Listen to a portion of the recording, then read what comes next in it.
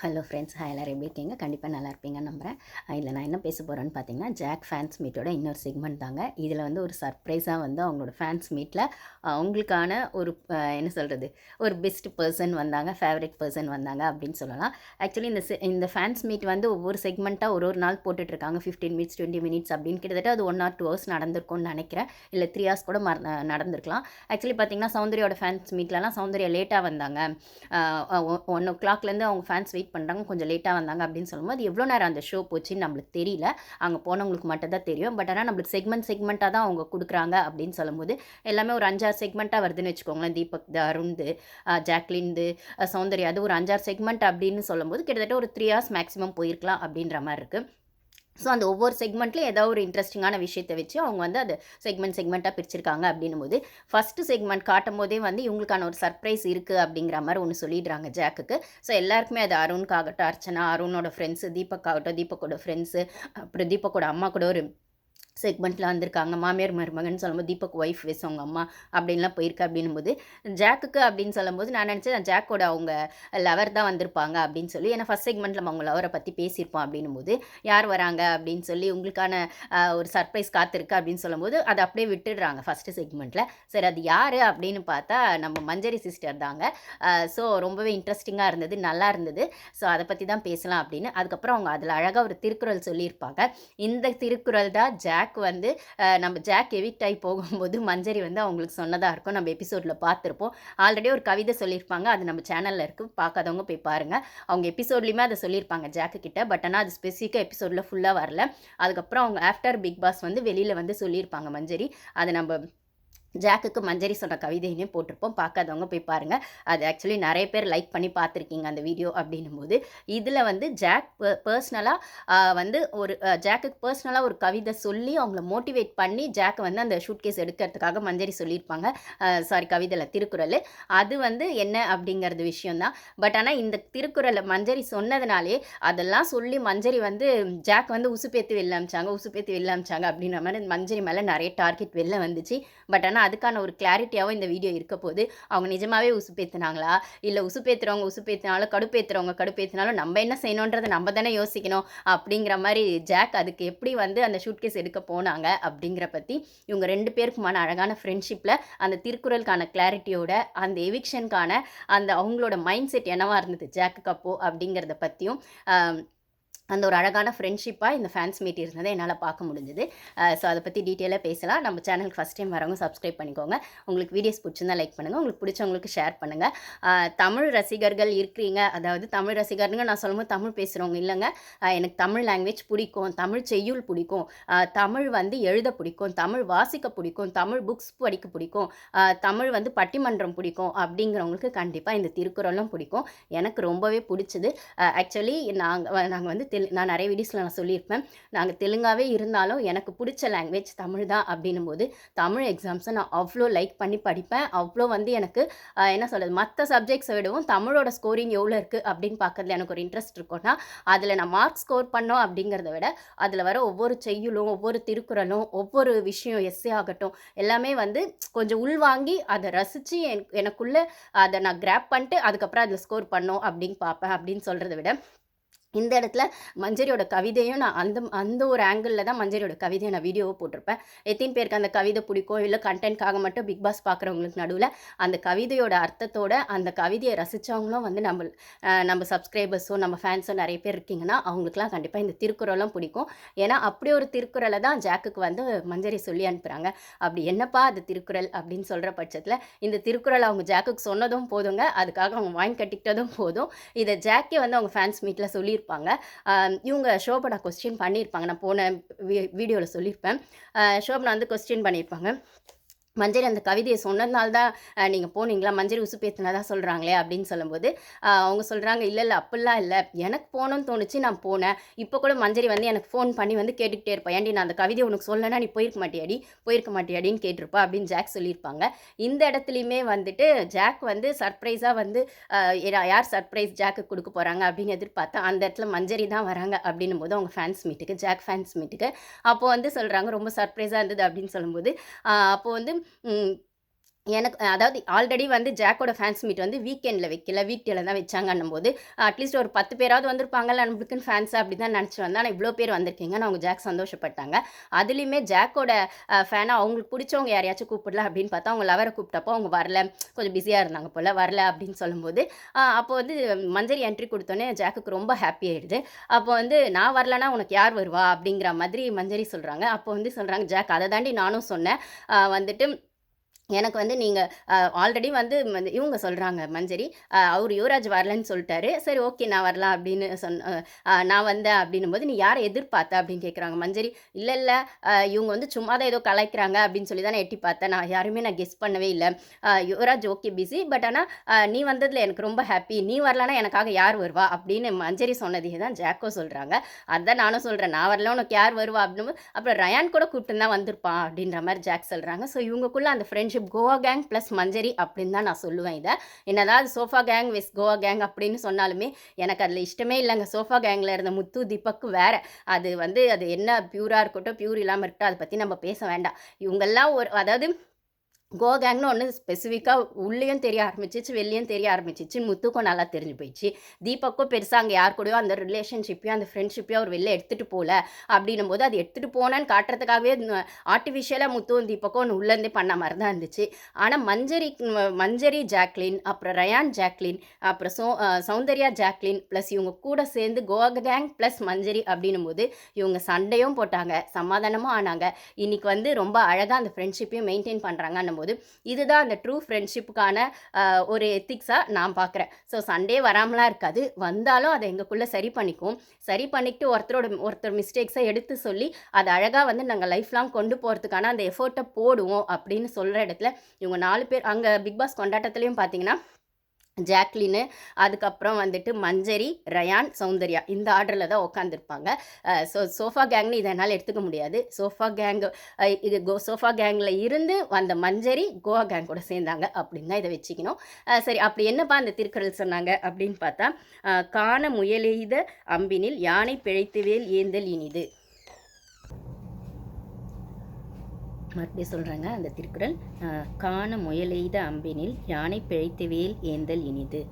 அதாவது இதோட பொருள் என்ன அப்படின்னு பார்த்தீங்கன்னா, ஒரு அம்பு விடுறப்போ துள்ளி ஓடிட்டுருக்க ஒரு முயல் மேலே அந்த அம்பு பட்டு அதை ஹர்ட் பண்ணுற அம்பை விட ஒரு பரந்த வெளியில் அவ்வளோ பெரிய ஓப்பன் ஏரியாவில் பெரிய உருவமாக இருக்க யானை மேலே ஒரு அம்பு விட்டு அது மிஸ் ஆகிடுச்சுன்னா அந்த வேல் வந்து சூப்பர் அப்படின்றது தான். அதாவது ஒரு குட்டி முயல் மேலே டார்கெட் பண்ணி அதை ஹர்ட் பண்ண அம்பை விடவும் அவ்வளோ பெரிய உருவமான யானை மேலே டார்கெட் பண்ணி அந்த டார்கெட் மிஸ்ஸே ஆனாலும் அந்த அம்பு தான் சிறந்தது அப்படின்னா, நீங்கள் வந்து ஒரு ஈஸி டார்கெட்டை ஏம் பண்ணி அதை வந்து பண்ணுறதை விடவும் பெரிய டார்கெட்டை பண்ணி அதை அச்சீவ் பண்ணலைனாலும் அதை ஏம் பண்ணதே ஒரு ஸ்பெஷல் ட்ரை தான், அது ஒரு ஸ்பெஷல் வின்னிங் தான் அப்படின்னு சொன்னால், இப்படி ஒரு பொருள் மிக்க ஒரு அர்த்தமுள்ள ஒரு திருக்குறளை தான் வந்து ஜாக்லினுக்கு வந்து மஞ்சரி சொல்லி அனுப்பிச்சிருக்காங்க.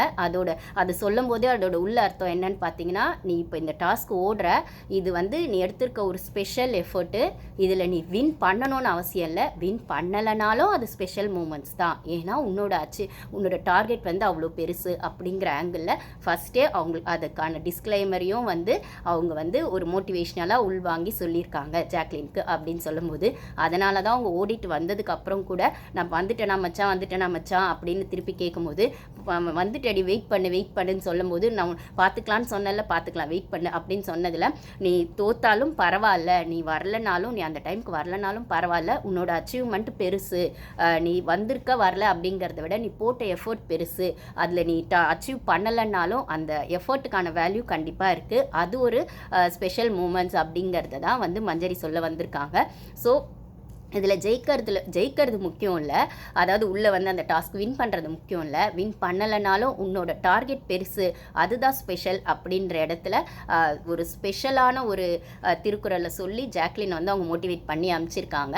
அப்போ வந்து அதுதான் நிஜமாகவும் இருந்திருக்கு. ஜாக்லின் வின்னே பண்ணியிருந்தாலும் அவங்களுக்கான இப்போ கிடைக்கிற இந்த அப்ரிசியேஷன் வந்து அவங்க வின் பண்ணியிருந்தா, டைட்டில் வின் பண்ணியிருந்தா, இல்லை அந்த டாஸ்கில் வின் பண்ணி ரன்னராக வந்திருந்தா கூட அவங்களுக்கு கிடைக்காததை விட இடமும் இப்போ பெருசாக கிடச்சிருக்கு இல்லையா, இதை தான் அவங்க அந்த திருக்குறளில் மீன் பண்ணியிருக்காங்க. ஆக்சுவலாக பார்த்தீங்கன்னா இந்த திருக்குறளில் உள்ள அருணுமே சொல்லியிருப்பார், ஆனால் ஜாக்லினுக்கு சொல்லியிருக்க மாட்டார். இது எத்தனை பேர் கவனிச்சிங்கன்னு தெரியல. இது எபிசோடில் வராது.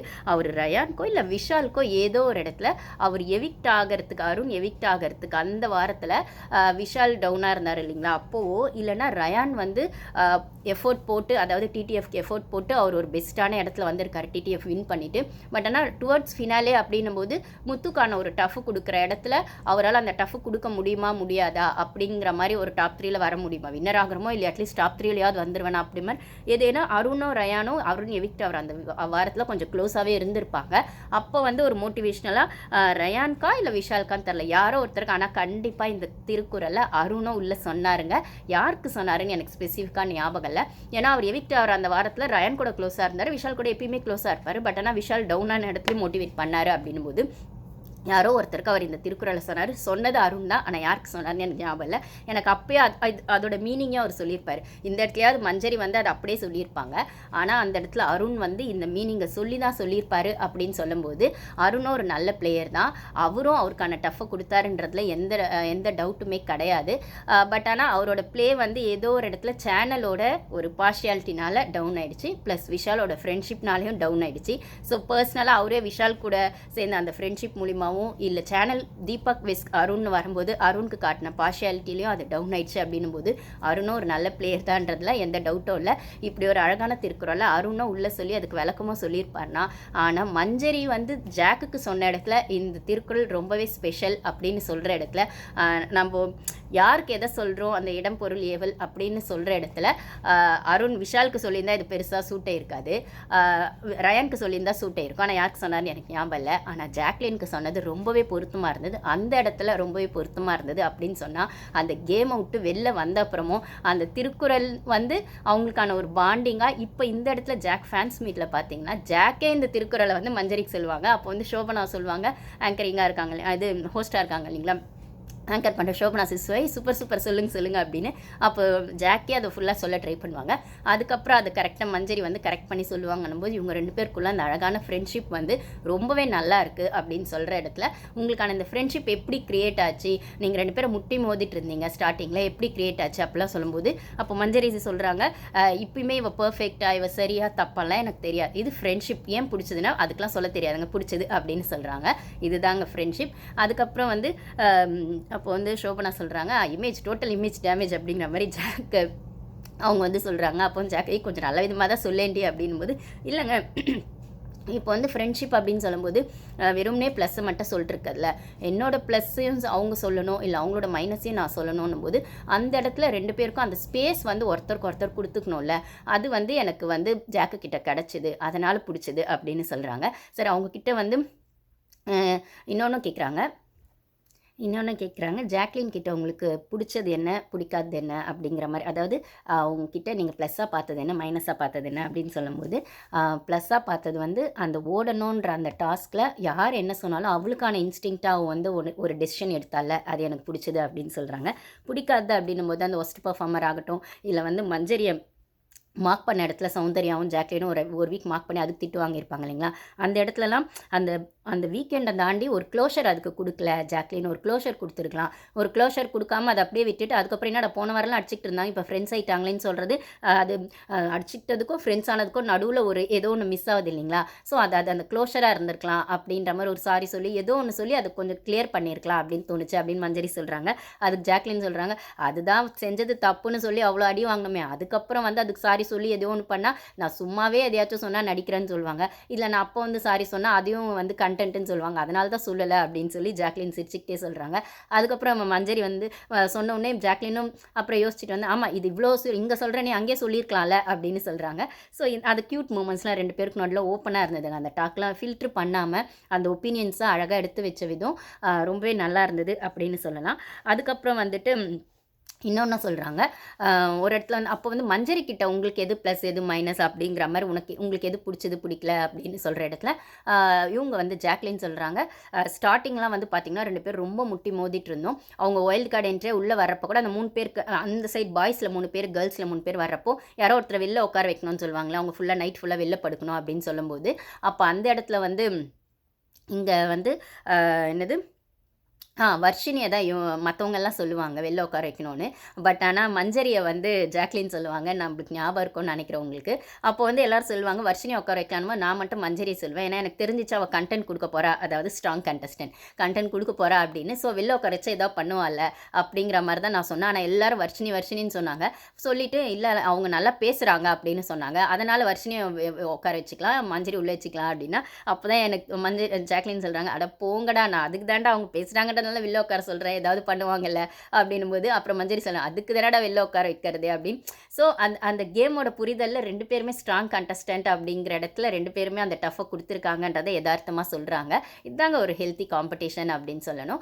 அந்த இடத்துல அந்த காம்படிஷன மட்டும் பார்த்துட்டு, அதுக்கப்புறம் அது பொசசிவ்னஸ்ல கூட ஒரு இடத்துல போயிருக்கலாம். அப்படி பொசசிவ்னஸ் வந்தது தான் சௌந்தர்யாக்கும் ஜாக்லினுக்கும்.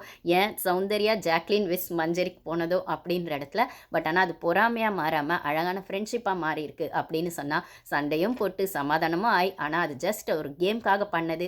இப்ப எங்களுக்குள்ள ஒரு நல்ல ஒரு அண்டர்ஸ்டாண்டிங் இருக்குன்னு சொன்னா, இதுதான் அழகான ஃப்ரெண்ட்ஷிப்க்கான ஒரு பெஸ்ட் எக்ஸாம்பிளா நான் பார்க்குறேன்.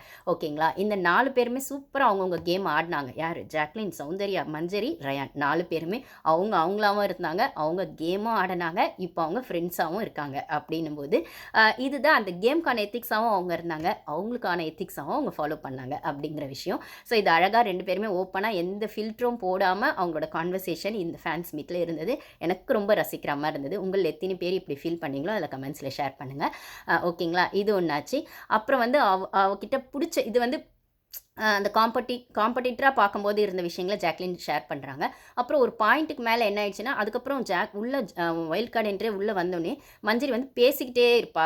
எப்படி பேசுவான்னா, இப்படி பேசுவா. அதாவது கீழ இருந்து ஏதாவது ஒண்ணு ஸ்டார்ட் பண்ணா, அது ஆரம்பிச்ச இடத்துலருந்து கொஞ்சம் நல்லாவே ஸ்ட்ராங்கா இருக்கும் அப்படின்னும்போது, கிட்டத்தட்ட முத்து வெஸ் மஞ்சரி தானே 2 பேரும் அதே இடம் தான். இப்ப தான் முத்துவ சமாளிச்சு ஒரு வழியா அவன புரிஞ்சுக்கிட்டு ஒரு இடத்துக்கு வந்திருக்கோம்னா, இப்ப மறுபடியும் முதல்ல இருந்தான்டா, மீண்டுமா அப்படிங்கிற மாரி தான் மஞ்சரி இருந்தாங்கன்ற மாரி தான் ஜாக்லின் சொல்லுவாங்க. ஸோ ஏதோ ஒரு இடத்துல கூட ஏதோ ஒரு ஹோஸ்ட் கிட்ட கூட ஏதோ ஒரு டீட்டெயில்ஸ் சொல்லணும், இல்ல கேம்குள்ள கூட ஏதோ ஒரு பெர்ஸ்பெக்டிவ் எடுத்து வைக்கணும். நான் சொல்றதுக்கு முன்னாடி இவ சொல்லிடுவா. அடடா! இது என்னடா அப்படிங்கிற மாரி தோணும். அப்போ வந்து அந்த ஒரு அவள்கிட்ட வந்து அந்த கான்வர்சேஷன் ஸ்ட்ராங்கா இருக்கு. அவ பேசுற மாரி நம்மளால பேச முடியலையேன்னு எனக்கு ஒரு இடத்துல ஃபீல் ஆச்சு. அப்படின்னும்போது அதுக்கப்புறம் அவளும் தப்பு பண்ண ஆரம்பிச்சா. மஞ்சரிய சொல்றாங்க. அவளும் தப்பு பண்ண ஆரம்பிச்சா. அப்ப அந்த ஃப்ளாஸ்லாம் பார்க்கும் இதெல்லாம் நம்மளும் தானே பண்ணோம் அப்படின்னு சொல்லும்போது 2 பேருக்குள்ளே ஒரு கனெக்ட் ஆச்சு. சரி ஓகே கேம்னா இப்படி தான் இருக்கும் அப்படிங்கிற இடத்துல 2 பேருமே அந்த கேமை விட்டு வேற ஒரு புரிதலுக்குள்ள வந்து அழகாக ஃப்ரெண்ட்ஷிப் எங்களுக்குள்ள அந்த ஃப்ரெண்ட்ஷிப் பாண்டிங் கிரியேட் ஆயிடுச்சு அப்படின்னு சொன்ன விதம் ரொம்பவே நல்லா இருந்தது அப்படின்னு சொல்லணும். அதுக்கப்புறம் அந்த ஷூட் கேஸ் டாஸ்க்லேயே வந்து நிறைய பேர் சொல்லியிருந்தாங்க. வந்து மஞ்சரி சொன்னதுனால தான் ஜாக்லின் எடுத்தாங்க அப்படின்னும்போது, ஜாக்லின் அவங்க என்ன சொன்னாங்கன்னா மஞ்சரி, நான் எவிக்ட்டேன் மஞ்சரி சொல்றேன். நான் எவிக்ட் ஆயி வெளில போனப்பவும் சரி, இல்லன்னா திருப்பி உள்ள வந்தப்பவும் சரி, ஜாக்கிட்டயும் சரி, முத்துக்கிட்டயும் சரி, பெட்டி மேல கை வச்சீங்கன்னா, கைய வெட்டிடுவேன் அப்படின்னு தான் சொல்லிட்டு தான் போனேன். உள்ள வரும்போது அதத்தான் சொன்னேன். ஆனா அதையும் மீறி ஜாக்குக்கு வந்து அவளோட செல்ஃப் எஸ்டீம் அப்படிங்கிற ஒரு விஷயத்த அவ அது உள்ள வச்சா.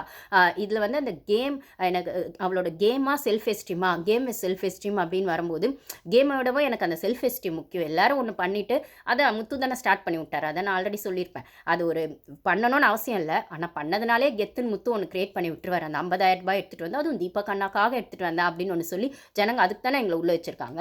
ஜனங்களுக்காக ஏதோ ஒண்ணு பண்ணணும்ல அப்படின்னு சொல்லி கபடி பிளேயரா இருக்க இவரு போய் எடுத்துட்டு வந்து, அத ஒரு கெத்து காட்டி விட்டுருவாரு. அப்போ அந்த கெத்த காட்டுற இடத்துல விஷாலுக்கும் ஒரு சான்ஸ் குடுத்து, நீங்க அதையும் ப்ரூஃப் பண்ணி வச்சுருவீங்க அப்படின்னா, அப்ப எதுவுமே பண்ணாம இருக்கிற சௌந்தர்யாவும் எடுத்தாங்களோ இல்லையோ, அவங்களும் ஒரு ட்ரை குடுத்துருவாங்க அப்படின்னும்போது ஜாக்லினுக்கு ஆப்ஷனே இல்ல அப்படிங்கிற இடத்துல, இப்ப நான் இத பண்ணலன்னா, நான் ஒண்ணுமே பண்ணல அப்படிங்கிற மாரி ஆயிடும். அது என்னோட செல்ஃப் எஸ்டீம டவுன் பண்ணும். பிளஸ் ஜனங்களுக்கும் நான் எதுவும் பண்ணலன்ற ஒரு கில்ட் ஃபீல் எனக்கு வரும் அப்படின்னும்போது, அவங்க அந்த டெவில் டாஸ்க்கு கூடயே அத கம்பேர் பண்ணிக்குவாங்க ஜாக்லின். ஆல்ரெடி நான் டெவில் டாஸ்க்ல ஜனங்கள டிசப்பாயின்ட்மென்ட் பண்ணிட்டேன் அப்படின்னு சொல்ற இடத்துல, இதுல நான் ஜனங்களுக்காக ஏதோ ஒண்ணு செய்யணும், சுவாரஸ்யமா செய்யணும் அப்படின்னும்போது, இந்த இடத்துல நான் என் செல்ஃப் எஸ்டீமையும் காப்பாத்திக்கணும். என்னால முடியும், முடியாதுன்னு எனக்குள்ள ஒரு டவுட் இருக்குன்னா, அந்த டவுட்ட நான் பிரேக் பண்ணி வெளில வந்து இல்ல. நான் எனக்கான பெஸ்ட் எஃபோர்ட்ட குடுத்தேன், ட்ரை பண்ணேன் அப்படிங்கிற இடத்துல, அவ செல்ஃப் எஸ்டீம் விஸ் கேம் அப்படின்னு வர இடத்துல, அவ செல்ஃப் எஸ்டீம் அவ முன்னாடி நிறுத்தி அந்த டாஸ்க் விளையாட போறா அப்படின்ற இடத்துல, என்னால அவள புட் டவுன் பண்ண முடியல. சரி போய் தொல. என்னமோ ஒண்ணு பண்ணு அப்படிங்கிறதுனால தான் அந்த திருக்குறள சொல்லி அனுப்பிச்சேன் அப்படின்னு மஞ்சரி வந்து ஜாக்லினுக்கு அந்த திருக்குறள் சொன்னதுல ஒரு அழகான விளக்கம் சொல்லுவாங்க அப்படின்னும்போது, ஃபர்ஸ்ட்டு ஒரு வேணான்னு சொன்ன ஒரு கேமரா நான் அத பார்க்கும்போது, வேணாம் ஜாக்லின் பண்ணாத. உனக்கு இது முக்கியமா? கேம் முக்கியமா? இல்லன்னா வந்து உனக்கு அந்த டாஸ்க் முக்கியமான்னு பாரு அப்படின்னு சொன்ன இடத்துல வேணான்னு சொன்னேன். பட் ஆனால் அவன் அந்த இடத்துல செல்ஃப் எஸ்டீமாக கேமான்னு வர பட்சத்தில் கேமோட செல்ஃப் எஸ்டீம் முக்கியம் நான் ஒரு டெசிஷன் எடுக்கும்போது எனக்கு அதை வந்து பிரேக் பண்ண இஷ்டம் இல்லை. ஆனால் ஒரு ஃப்ரெண்டாக நான் அதுக்கு சப்போர்ட் பண்ணுறதுக்காக அந்த ஒரு திருக்குறளை சொல்லி அமிச்சேன்னு சொன்னது அழகான விளக்கமாக இருந்தது, அர்த்தமான விளக்கமாக இருந்தது, ரொம்ப பொருத்தமாக இருந்தது அப்படின்னு சொல்கிற இடத்துல இந்த திருக்குறளை தான் உங்கள் கூட நான் ஷேர் பண்ணணும்னு நினச்சேன். இந்த திருக்குறள் எத்தனை பேருக்கு கனெக்ட் ஆகுது அப்படிங்கிற மாதிரி நீங்கள் கமெண்ட்ஸில் ஷேர் பண்ணுங்கள். நிஜமாகவே இது யதார்த்தமாக லைஃப்பில் கூட நம்ம சொல்லாங்க. அதை விட உன்னை விட பலம் கம்மியாக இருக்கவங்க கூட நீ மோதி ஜெயிக்கிறத விடவும் உன்னை விட ஜாஸ்தி பலம் இருக்கவங்க கிட்ட நீ தோத்தாலும் அந்த எஃபர்ட்டை போட்டிருக்க அப்படின்னா அதுதான் பெஸ்ட் எஃபர்ட் அப்படிங்கிறத அர்த்தமாகவும் இதை நம்ம அந்த கேம்குள்ளே இல்லாமல் லைஃப்குள்ளேயே நம்ம இதை எடுத்துக்கலாம்.